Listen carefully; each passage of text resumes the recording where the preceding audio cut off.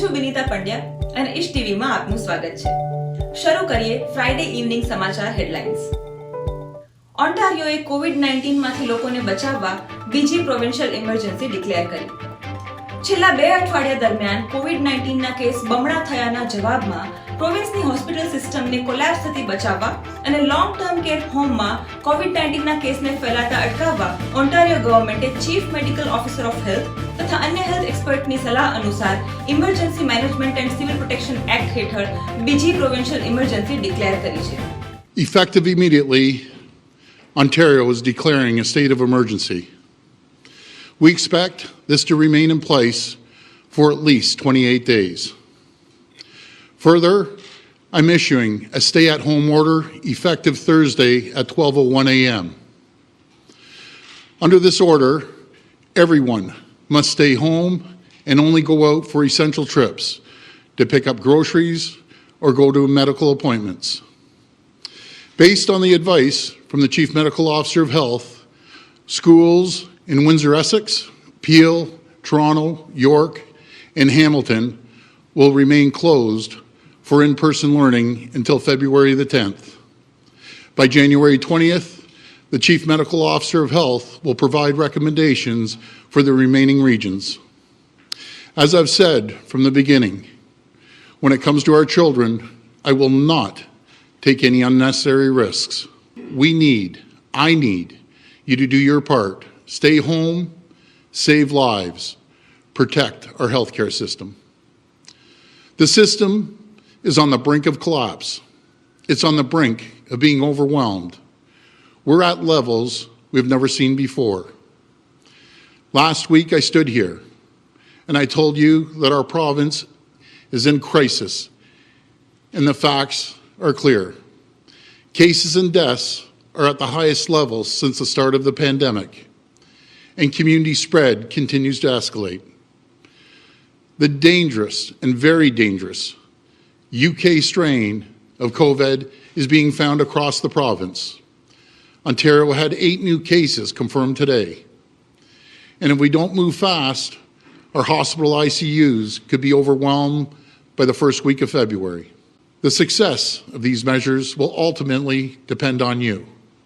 It will depend on each one of you, because without all of us rowing in the same direction, this thing could get much worse. Just look at what's happening in countries where the UK variant has taken hold. It's a total disaster.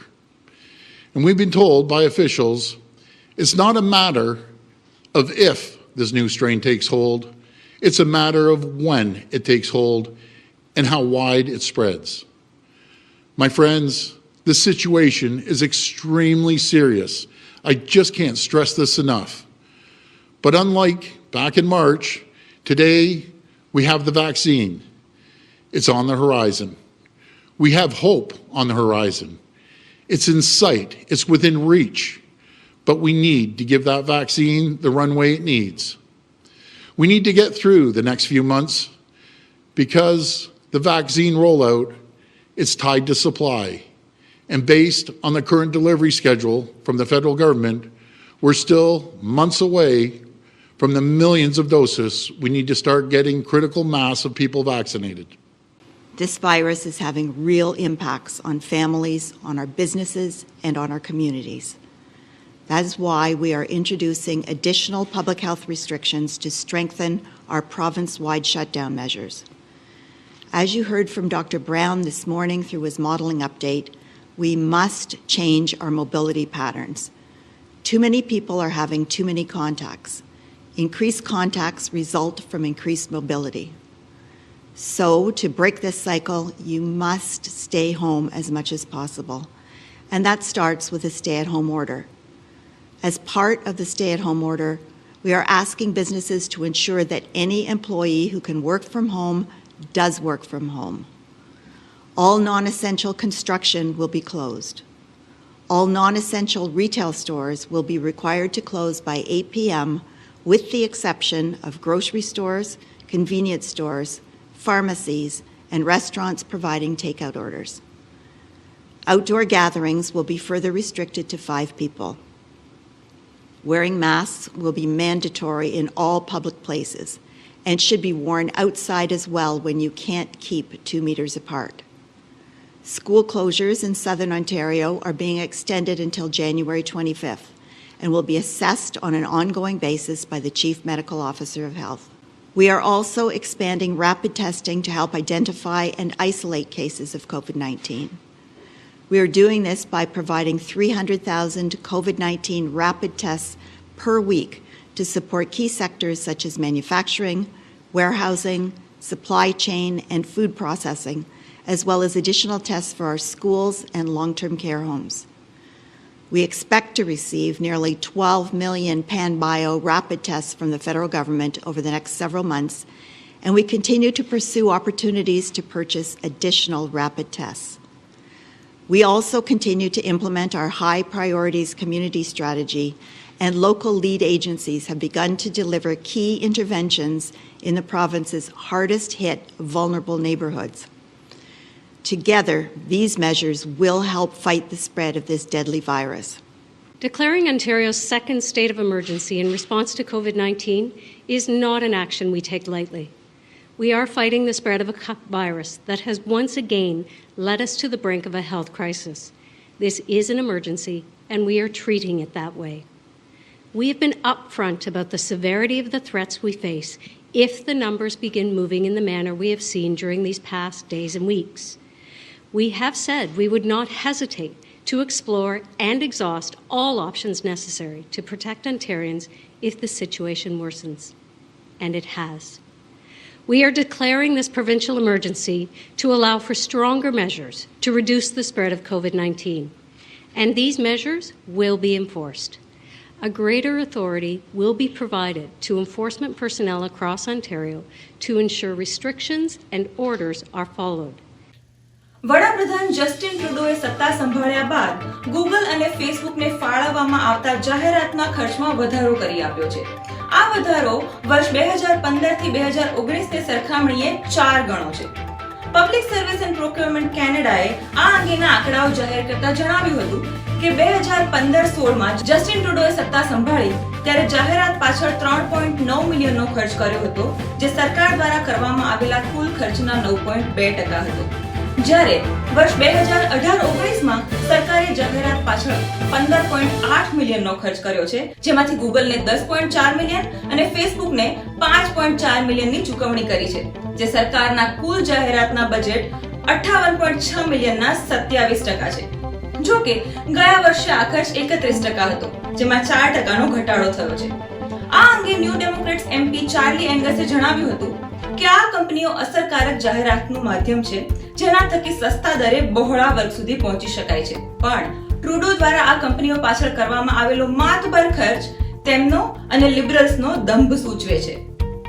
Caribbean vacation માણવા ગયેલા Saint જોસેફ્સ health સિસ્ટમના CEO doctor Tom સ્ટુઅર્ટે તેમની નોકરી ગુમાવી છે, પણ તેમને 1.1 મિલિયનનું માતબર payout આપવામાં આવશે.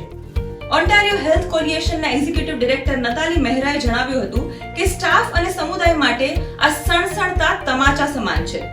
સ્ટુઅર્ટ 18 ડિસેમ્બરથી 5 જાન્યુઆરી સુધી ડોમિનિકન રિપબ્લિક ખાતે આવેલા પોતાના પ્રાઇવેટ હોમ ખાતે વેકેશન માણવા ગયા હતા, જેમના કારણે તેમણે નોકરી ગુમાવી છે. ઓકવિલના મેયર હોલ્ટન પોલીસ બોર્ડના ચેર તરીકે રાજીનામું આપી દીધું છે. પોલીસ ચીફની પ્રોપર્ટીની અંગત બાબત માટે મેયર રોબ બર્ટને તેમને ફ્લોરિડા જવાની મંજૂરી આપી હતી. જ્યારે બીજી બાજુ ઓન્ટારિયોમાં કોવિડના કેસ વધી રહ્યા હોવાના કારણે લોકોને ઘરેથી બહાર નહીં નીકળવા માટેની સૂચના અપાઈ હતી. બર્ટને જણાવ્યું હતું કે પોલીસ ચીફની રજા મંજૂર કરી તે બદલ હું દિલગીરી વ્યક્ત કરું છું અને પોલીસ બોર્ડમાંથી રાજીનામું આપું છું. હોલ્ટન પોલીસના વડા સ્ટીફન ટેનરે જણાવ્યું હતું કે તારીખ 26 ડિસેમ્બરે જ્યારે ઓન્ટારિયોમાં કોવિડની સ્થિતિ ગંભીર બની અને લોકડાઉન જાહેર કરવામાં આવ્યું ત્યારે તેઓ પ્રોપર્ટીના અંગત કામ માટે ફ્લોરિડા ગયા હતા અને ફ્લોરિડાથી પરત ફર્યા બાદ તેઓ 14 દિવસ ક્વોરન્ટાઇન રહ્યા હતા. ગયા શનિવારે પૂર્વ મુખ્યમંત્રી માધવસિંહ સોલંકીનું 94 વર્ષની વયે નિધન થયું હતું. માધવસિંહ સોલંકીના નિધનના પગલે ગુજરાતમાં એક દિવસનો રાષ્ટ્રીય શોક જાહેર કરાયો હતો. એટલું જ નહીં, તમામ સરકારી કાર્યક્રમો કેન્સલ કરી દેવાયા હતા. રાજ્યમાં ઉત્તરાયણ પર્વની ધામધૂમપૂર્વક ઉજવણી કરાઈ હતી. જો કે આ વખતે કોરોના સંક્રમણને જોતા વહીવટી તંત્ર દ્વારા કેટલાક પ્રતિબંધો મૂકવામાં આવ્યા હતા, જેમાં ધાબા પર ભીડ ભેગી ન કરવા, માસ્ક પહેરવા અને સોશિયલ ડિસ્ટન્સિંગ જાળવવા જેવા નિયમોનું ફરજિયાત પાલન કરાવવા અમુક ધાબાઓ પર પોલીસ પોઈન્ટ ગોઠવવામાં આવ્યા હતા. તેમજ ડ્રોનની મદદથી વિડીયોગ્રાફી પણ કરવામાં આવી હતી. કેન્દ્રીય ગૃહમંત્રી અમિત શાહ પણ 13 અને 14 જાન્યુઆરીના રોજ ગુજરાતની મુલાકાતે આવ્યા હતા. દરમિયાન તેઓએ અમદાવાદમાં પરિવાર સાથે પતંગ ચગાવી ઉત્તરાયણની ઉજવણી કરી હતી. એર इंडियाએ શરૂ કરી બેંગ્લોરથી સैन फ्रांसिस्कोની ડાયરેક્ટ ફ્લાઇટ. इंडिया की बेटी 4 महिला pilot non stop longest flight લઈને પહોંચી. એર ઇન્ડિયાની દુનિયાની લોંગેસ્ટ કમર્શિયલ ફ્લાઇટ ગયા સોમવારે કેલિફોર્નિયાના સैन फ्रांसिस्कोથી બેંગ્લોર આવી પહોંચી હતી. સાથે જ આ ફ્લાઇટે લેન્ડ કરતા જ ઇતિહાસ રચ્યો હતો. આ ફ્લાઇટની તમામ પાયલટ મહિલાઓ હતી. આ મહિલા પાયલટ્સે નોર્થ પોલ ઉપરથી દુનિયાના સૌથી લાંબા રૂટની ઉડાન ભરી હતી અને આશરે 14,000 કિલોમીટરનું અંતર 14 કલાકમાં કાપ્યું હતું. ગયા સોમવારે જમ્મુ કાશ્મીરમાં 5.1 ની તીવ્રતાના ભૂકંપના આંચકા અનુભવાયા હતા. ભૂકંપનું કેન્દ્ર બિંદુ જમ્મુના કટરાથી 63 કિલોમીટર દૂર ઉત્તર પૂર્વમાં જમીનથી 5 કિલોમીટરની અંદર નોંધાયું હતું. ભૂકંપના આંચકા ઉધમપુર, ડોડા, કિશ્તવાડ અને પૂંછમાં અનુભવાયા હતા. ભૂકંપ દરમિયાન લોકો પોતાના ઘરની બહાર ખુલ્લા મેદાનમાં આવી ગયા હતા. જોકે ભૂકંપના કારણે કોઈ જાનહાનિના અહેવાલ નથી. નવા કૃષિ કાયદાઓના વિરોધમાં ચાલી રહેલા આંદોલનમાં ખેડૂતોને આંશિક રાહત આપતા સુપ્રીમ કોર્ટે આ કાયદાઓ પર કામચલાઉ સ્ટે મૂક્યો હતો અને 4 સભ્યોની સમિતિની નિમણૂક કરી હતી. જોકે સુપ્રીમ કોર્ટના ઓર્ડર બાદ પણ દિલ્હી બોર્ડર ઉપર આંદોલન કરી રહેલા ખેડૂતોએ આંદોલન ચાલુ રાખવાની જાહેરાત કરી હતી. ખેડૂતો સુપ્રીમ કોર્ટના ચુકાદાથી નિરાશ છે અને આંદોલન ચાલુ રાખશે જ. એટલું જ નહીં, કેન્દ્ર સરકાર બળજબરીપૂર્વક તેઓને આંદોલન સ્થળેથી હટાવશે તો 10,000 થી વધુ લોકોના મોત થઈ શકે છે તેવી ચેતવણી અપાઈ હતી. બોલિવૂડના જાણીતા ડાયરેક્ટર રામ ગોપાલ વર્મા સામે ફેડરેશન ઓફ વેસ્ટર્ન ઇન્ડિયા સિને એમ્પ્લોઈઝે મોટો નિર્ણય લેતા તેમના પ્રોડક્શન હાઉસ પર બેન લગાવ્યો હતો. વધુ સમાચારો પિંકેશ પંડ્યા દ્વારા. વિશ્વભરમાં ગભરાટ ફેલાવનાર કોરોના વાયરસના સંક્રમણ સામે ભારત વેક્સિનેશન શરૂ કરવા જઈ રહ્યું છે. ગયા મંગળવારે પુનાની સિરમ ઇન્સ્ટિટ્યૂટ ઓફ ઇન્ડિયા દ્વારા દેશના વિવિધ શહેરોમાં વેક્સિન પહોંચાડવા માટે મહાઅભિયાન શરૂ કરાયું છે. 9 વિમાન દ્વારા 13 શહેરોમાં 56 લાખ ડોઝ પહોંચાડવામાં આવ્યા હતા. ચીને પૂર્વ લદ્દાખમાં લાઇન ઓફ કંટ્રોલ નજીક તૈનાત કરેલા પોતાના 10,000 સૈનિકોને પાછા બોલાવ્યા હતા. ભારતીય બોર્ડર નજીકના 200 કિલોમીટર વિસ્તારમાંથી ચીની લશ્કર ખસી ગયું હતું. હકીકતમાં અત્યારે આ વિસ્તારમાં 0 ડિગ્રીથી નીચું તાપમાન છે અને કાતિલ ઠંડી ચીની સૈનિકોને માફક આવે તેમ નથી.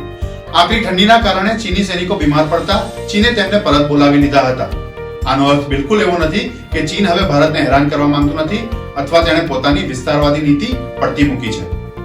વડાપ્રધાન નરેન્દ્ર મોદીએ ઇલેક્ટ્રિક ટ્રેક્શન દ્વારા દોડનારી 1.5 કિલોમીટર લાંબી દુનિયાની સૌપ્રથમ ડબલ ડેકર ગુડ્સ ટ્રેનને લીલી ઝંડી આપી હતી. આ સાથે મોદીએ વેસ્ટર્ન ડેડિકેટેડ ફ્રેટ કોરિડોરના 306 કિલોમીટર લાંબી રેવાડી મદાર સેક્શનનું લોકાર્પણ કર્યું હતું. ન્યૂ અટેરીથી ન્યૂ કિશનગઢ સુધી 1.5 કિલોમીટર લાંબી ગુડ્સ ટ્રેનની શરૂઆતની સાથે જ દુનિયાના પસંદગીના દેશોમાં ભારત પોતાની હાજરી નોંધાવી રહ્યું છે. આ ઉપરાંત પીએમ મોદીએ કોચી મેંગલોર નેચરલ ગેસ પાઇપલાઇનનું પણ ઉદ્ઘાટન વિડિયો કોન્ફરન્સના માધ્યમથી કર્યું હતું. આ પાઇપલાઇનથી બંને રાજ્યોના લોકોની રહેણીકરણી ઉત્તમ થશે. અમેરિકા અને નાટોના યુરોપીય દેશો સાથે વધી રહેલા તણાવ વચ્ચે રશિયાએ વર્ષ 2021માં 200 મિસાઇલનું પરીક્ષણ કરવાનું એલાન કર્યું હતું. રશિયાએ આ જાહેરાત એવા સમયે કરી છે જ્યારે તેની અત્યંત ઘાતક સટન 2 હાઇપરસોનિક મિસાઇલ અંતર મહાદ્વીપીય મિસાઇલ બનીને તૈયાર થવાની છે. રશિયાએ વર્ષ 2020માં પણ આશરે 200 મિસાઇલનું પરીક્ષણ કર્યું છે. રશિયા હાલ પોતાની RS-28 સમ્રાટ મિસાઇલને ફ્લાઇટ ટ્રાયલ માટે તૈયાર કરી રહ્યું છે. આ મિસાઇલ કોઈપણ એર ડિફેન્સ સિસ્ટમનો નાશ કરવા માટે સક્ષમ છે. ઇન્ડોનેશિયાની શ્રી વિજયા એરલાઇન્સનું બોઇંગ 737 પ્લેન 62 પેસેન્જર્સ સાથે જાવાના સમુદ્રમાં તૂટી પડ્યું હતું. આ પ્લેનનો સંપર્ક ઉડાન ભર્યાની 4 જ મિનિટમાં તૂટી ગયો હતો. આ પ્લેન જકાર્તાથી નીકળ્યું હતું અને 90 મિનિટની મુસાફરી બાદ પોન્ટિયાક પહોંચવાનું હતું, પરંતુ પહેલા જ એ સમુદ્રમાં ગરકાવ થઈ ગયું હતું. દરમિયાન પ્લેનનો કાટમાળ જાવાના સમુદ્રમાંથી મળ્યો હોવાનો દાવો થયો હતો. અમેરિકાના નવા ચૂંટાયેલા ઉપપ્રમુખ કમલા હેરિસની પ્રેસ સેક્રેટરી તરીકે ભારતીય મૂળની સાબરીના સિંઘની પસંદગી કરવામાં આવી હતી. તાજેતરમાં થયેલી અમેરિકન પ્રમુખ પદની ચૂંટણી વખતે પણ સાબરીના કમલા હેરિસની પ્રેસ સચિવ હતી. અગાઉ સાબરીનાએ ડેમોક્રેટિક નેશનલ કમિટીમાં ડેપ્યુટી કમ્યુનિકેશન ડિરેક્ટરની જવાબદારી સંભાળી હતી. દુનિયાની સર્વોત્તમ electric vehicle company tesla motors આ વર્ષે ભારતમાં પદાર્પણ કરશે. ટેસ્લા અમેરિકાના પાલો આલ્ટોમાં હેડક્વાર્ટર ધરાવતી electric vehicle and clean energy company છે. કંપની ભારતમાં કયા રાજ્યમાં ઉત્પાદન યુનિટ અને રિસર્ચ એન્ડ ડેવલપમેન્ટ પ્લાન સ્થાપવો તે અંગે ગુજરાત સહિત 5 રાજ્યો સાથે વાટાઘાટો કરી રહી છે. આ ઉપરાંત કંપની લોકલ પાર્ટનરની પણ શોધ કરી રહી છે. હવે થોડા ક્રિકેટના સમાચાર. ભારત ઓસ્ટ્રેલિયા વચ્ચેની ત્રીજી ટેસ્ટ મેચ ડ્રો. ભારત અને ઓસ્ટ્રેલિયા વચ્ચે 4 ટેસ્ટ સિરીઝની ત્રીજી ટેસ્ટ મેચ ડ્રો થઈ હતી. પ્રથમ દાવ લેતા ઓસ્ટ્રેલિયાએ પ્રથમ ઇનિંગમાં 338 રન કર્યા હતા, જેના જવાબમાં ભારતીય ટીમ 244 રન બનાવી શકી હતી. બીજી ઇનિંગમાં ઓસ્ટ્રેલિયાએ 6 વિકેટ ગુમાવી 312 રને દાવ ડિક્લેર કર્યો હતો. 407 રનનો પીછો કરતા ભારતીય ટીમે 131 ઓવરમાં 5 વિકેટ ગુમાવી 334 રન કર્યા હતા. ઉલ્લેખનીય છે કે ટીમ ઇન્ડિયાએ છેલ્લા 40 વર્ષમાં ક્યારેય ટેસ્ટની ચોથી ઇનિંગ્સમાં આટલી ઓવર બેટિંગ કરી નથી. ઇન્ડિયાએ છેલ્લે 1979માં પાકિસ્તાન સામે દિલ્હી ખાતે 131 ઓવર બેટિંગ કરીને મેચ ડ્રો કરાવી હતી. રોહિત શર્મા ઓસ્ટ્રેલિયા સામે 100 સિક્સર મારનાર પ્રથમ બેટ્સમેન બન્યો. સિડની ટેસ્ટમાં રોહિત શર્મા મોટી ઇનિંગ રમવામાં નિષ્ફળ રહ્યો હતો, પરંતુ તે એક મોટો રેકોર્ડ પોતાના નામે કરવામાં સફળ રહ્યો હતો. રોહિત શર્મા ઓસ્ટ્રેલિયા સામે તમામ ફોર્મેટમાં 100 સિક્સર ફટકારનાર પ્રથમ બેટ્સમેન બન્યો છે. રોહિત શર્માએ વનડે મેચમાં 76 સિક્સર, ટી20 મેચમાં 15 સિક્સર અને ટેસ્ટમાં 9 સિક્સર ફટકારતા 100 સિક્સર પોતાના નામે કરી છે. હવે વધુ સમાચાર અને સ્પેશિયલ રિપોર્ટ લલિત ઠાકર દ્વારા. નમસ્કાર મિત્રો, આજે વાત કરીએ આપણે વોટ્સઅપ પ્રાઇવસી પોલિસીની. ખૂબ જ લોકપ્રિય અને પ્રચલિત એવી મેસેજ એપ વોટ્સએપને લઈને અત્યારે વિશ્વભરમાં ચર્ચા થઈ રહી છે. એમ કહો કે ખળભળાટ મચી ગયો છે. વોટ્સએપે પોતાના ગ્રાહકો સામે જે પ્રાઇવસી પોલિસી રાખી છે એની બબાલ મચી ગઈ છે. તમામ માહિતી ફેસબુક અને તેના ગ્રુપની કંપનીઓ જેવી કે ટ્વિટર વગેરે સાથે તેઓ શેર કરશે. વોટ્સએપ અને ફેસબુક આમ તો એક જ છે અને એ સિવાય ફેસબુકની અન્ય 5 કંપનીઓ છે. નવી પોલિસી પ્રમાણે દરેક કંપની એકબીજાના ડેટા એકબીજાની સાથે શેર કરી શકે છે અને આ પોલિસી 8 ફેબ્રુઆરી 2021 થી લાગુ પડશે. અને મહત્વની વાત એ છે કે એમાં તમારા ઓપિનિયનની કે તમારા માનવા ન માનવાથી કંપનીને કોઈ ફરક નથી પડવાનો. જો આપને આ નિયમ મંજૂર ના હોય તો તમે એપ અને કંપની છોડી શકો છો. વોટ્સઅપની આ દાદાગીરી પર જ્યારે લોકોએ વાંધો ઉઠાવ્યો ત્યારે વોટ્સઅપે એના બચાવમાં કહ્યું કે નવા અપડેટથી ફેસબુક સાથે ડેટા શેર કરવાની નીતિમાં કોઈ બદલાવ નહીં આવે. વોટ્સએપના પ્રેસિડેન્ટ વિલ કેથોટે જણાવ્યું કે પોતાની પોલિસી ટ્રાન્સપરન્ટ હોય તેમજ પીપલ ટુ બિઝનેસની વૈકલ્પિક ફીચરની જાણકારી આપવા માટે અપડેટ કરી છે. કદાચ આ વાત ઘોડા છૂટ્યા પછી તબેલા પર તાળા મારવા જેવી સ્થિતિ હશે. નાઉ ઇટ્સ ટુ લેટ. હવે સિગ્નલ અને ટેલિગ્રામ જેવી એપ મેદાનમાં આવી ચૂકી છે અને સિગ્નલના તો વખાણ દુનિયાના સૌથી પૈસાદાર માણસ એલન મસ્કે પણ કર્યા છે. ભારત, કેનેડા, અમેરિકા સહિત ઘણા બધા દેશોમાં લોકો ઉપરોક્ત એપ્સ અપનાવવા લાગ્યા છે અને વોટ્સઅપને બાય બાય કરી રહ્યા છે. સમજો એક ચળવળ થઈ ચૂકી છે. આપણે એ રાખવું જરૂરી છે કે કોઈ પણ વાત કે વસ્તુ કે સર્વિસીસ જ્યારે ફ્રી મળતી હોય ને ત્યારે તેની પાછળ વ્યક્તિ કે કંપનીનો ઇનડાયરેક્ટ કે ડાયરેક્ટ પ્રોફિટનો જ પ્લાન ચાલતો હોય છે. જેમ કે હાલમાં ઘણી બધી કોફી શોપની જે સ્કીમ આવી રહી હોય છે એમાં તમને ટીવી, ફ્રીજ, કાર વગેરેના ઇનામો આપવામાં આવતા હોય છે. કેટલીક કંપનીઓ કોફી પર ડે ફ્રી આપતી હોય છે, યા તો ડોલર કોફીનો પણ કોન્સેપ્ટ ચાલતો હોય છે. આ રીતે માર્કેટિંગ પોલિસીમાં તેઓ સફળ થતા હોય છે. વોટ્સએપની આ પોલિસીની દાદાગીરી કહો કે ઈમાનદારી કહો, પરંતુ પ્રાઇવસીની વાત આવે એટલે લોકો ભડકે અને એ સ્વાભાવિક છે. અને હા, એ પણ સવાલ થાય કે અગાઉ આ રીતે આપણી પ્રાઇવસીનો ભંગ કેટલી વાર થયો હશે. જો કે કોઈ પણ સોશિયલ મીડિયા એપ એમ કેમ પ્રકારે તમામ ડેટા ભેગા કરી અને અન્ય કામમાં જ ઉપયોગ કરતી હોય છે. એવું પણ કહેવાય છે કે આ ડેટા તમારી હોબી, જરૂરિયાત, સિલેક્શન વગેરેના આધારે જે તે કંપની કે માર્કેટિંગ કંપનીને રિસર્ચ વેચે છે. એ લોકો તમારી આદતો પ્રમાણેનું એક એનાલિસિસ કરે છે. તમે આખો દિવસ ગુડ મોર્નિંગ, ફેસ્ટિવલના message, birthday message, anniversary message, joke, શાયરી એનું જે તમે એક્સચેન્જ કરતા હોય છો, એકબીજાને ફોરવર્ડ કરતા હોય છો, ત્યારે કોઈ પણ મેટર આપણે એગ્રી કરીએ કે તેનું ઝીણું ઝીણું લખાણ વાંચવાની કે સમજદારી લેવાની આપણે તસદી નથી લેતા અને આપણે જે એગ્રીનું બટન હોય છે એ આખો વીચીને એક્સેપ્ટ કરી લેતા હોય છે કોઈ પણ જગ્યાએ, કેમ કે ઝીણું ઝીણું વાંચવાની આપણે ફુરસદ જ નથી. તમે કોઈ પણ જગ્યાએ કોલ કરો કે ટેક્સ કરો, બેંક ડિટેલ્સ, ક્રેડિટ કાર્ડ, પેમેન્ટની રીત, પ્રોફાઇલ ફોટા, ફેમિલી ફોટોઝ, તમારું વર્ણન, આઈપી એડ્રેસ, ફોન નંબર કે કોઈ કંપનીનું સિમ કાર્ડ વાપરો છો, આ બધી જ માહિતી એ લોકો પાસે પહોંચી જાય.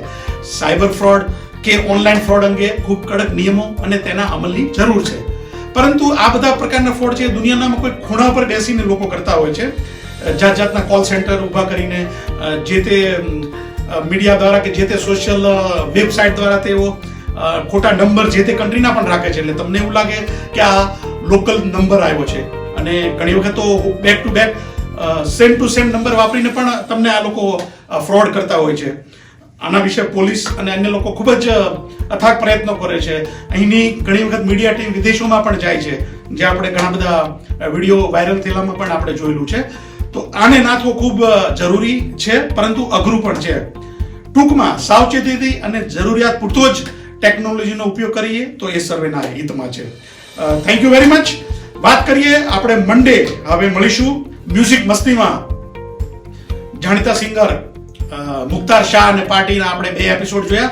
3જા એપિસોડમાં આપણે મંડે મળીશું. તમારો ખૂબ આવકાર, પ્રેમ, સ્નેહ અને સપોર્ટ મળી રહ્યો છે ઈશ ટીવી વતી. હું લલિત ઠાકર આપનો ખૂબ ખૂબ આભાર માનું છું. મળીશું મંડે મ્યુઝિક મસ્તીમાં મંડેના 8 વાગે. Thank you. તમારો ખ્યાલ રાખો, ઘરે રહો, સુરક્ષિત રહો. Thank you very much.